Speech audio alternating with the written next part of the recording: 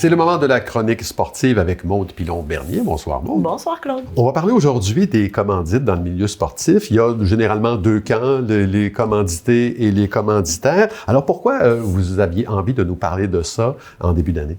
Parce que c'est une année olympique cette année, puis c'est d'autant plus important de s'impliquer, autant en étant un athlète qu'en étant une entreprise qui désire peut-être justement commencer son année financière.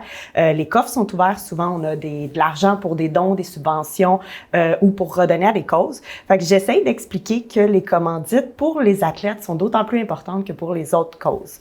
En plus, une année olympique, ça apporte de l'engouement avant et pendant l'année olympique, mais surtout après, quand on a des champions ou des championnes qui gagnent des médailles, il y a beaucoup d'inscriptions qui sont supplémentaires au niveau des activités sportives, au niveau des organisations. Donc, notre implication devient à plus long terme avantageuse. Fait que c'est pour ça que je veux en parler dès le début de l'année pour inciter les gens à prendre action à ce niveau-là. Donc, il y a une question à deux volets. Là. De quelle manière un athlète doit s'y prendre pour obtenir une commandite? Hein? J'imagine que ça ne se fait pas en allant frapper à la porte. Voulez-vous m'acheter du chocolat? C'est pas comme ça que ça fonctionne. Et quelle est l'utilisation qu'il doit faire de l'argent qu'il retire? Oui. On parle d'athlètes, mais on peut parler aussi d'organisations sportives. Oui. Fait que des clubs de sport, des fédérations. On va souvent faire un CV de l'athlète ou un dossier qui se nomme dossier de sponsoring ou dossier de partenariat. C'est pas obligatoire de faire ce présent dossier-là, mais c'est vraiment avantageux quand on va justement aller chercher une entreprise ou qu'on vise des entrepreneurs.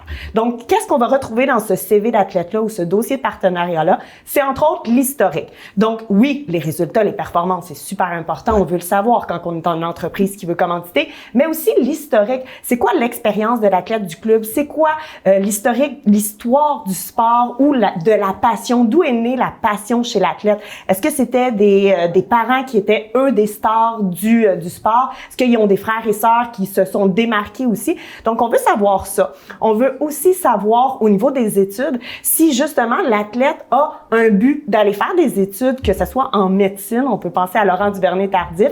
C'est motivant pour une entreprise de savoir que l'athlète qu'on commandite, en plus, performe dans les études, peut-être veut aussi développer des manières de faire pour l'écosystème, pour la maltraitance, pour la pauvreté, un peu partout dans le monde. Donc, c'est toujours avantageux de mettre aussi nos objectifs d'études. Bien sûr, on met notre objectif aussi qu'on veut aller chercher avec l'entreprise. Donc, qu'est-ce qu'on veut que l'entreprise nous apporte? C'est important d'avoir des attentes claires puis que les deux parties soient au courant. Puis où on veut l'emmener, sur combien de temps, la durée qu'on voudrait que le partenariat se fasse. Puis aussi la vision. Qu'est-ce qu'on entrevoit? Qu'est-ce qu'on peut redonner à long terme? C'est quoi nos objectifs, nos rêves? L'événement ultime qu'on veut atteindre? Qu'est-ce qui fait en sorte là, qu'on veut être commandité puis où ça va nous amener? Donc, tout ça, c'est important à voir pour un athlète.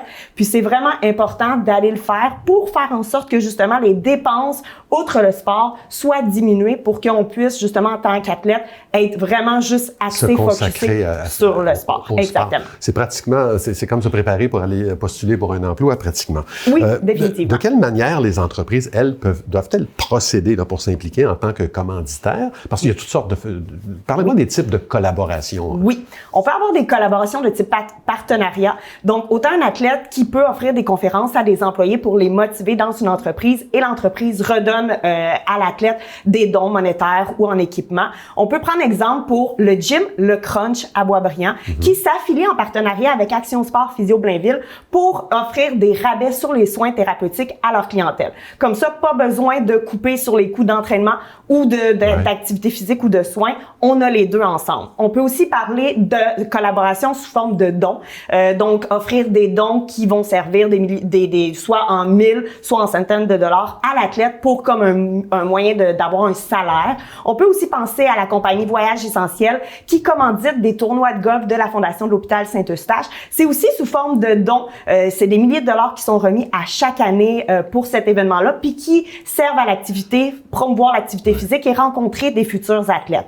On parle aussi de commandite au niveau des produits et des services, donc des échanges. Alors, des gens comme dans la massothérapie, comme l'entreprise MPB, ou dans l'entraînement comme Myologique à Boisbriand, qui vont offrir des services du temps, soit des traitements, soit des entraînements gratuits à des athlètes olympiques, que ce soit la Ligue nationale aussi de hockey, ou à Marie-Ève Dicker, qu'on peut penser qui a été une ancienne boxeuses.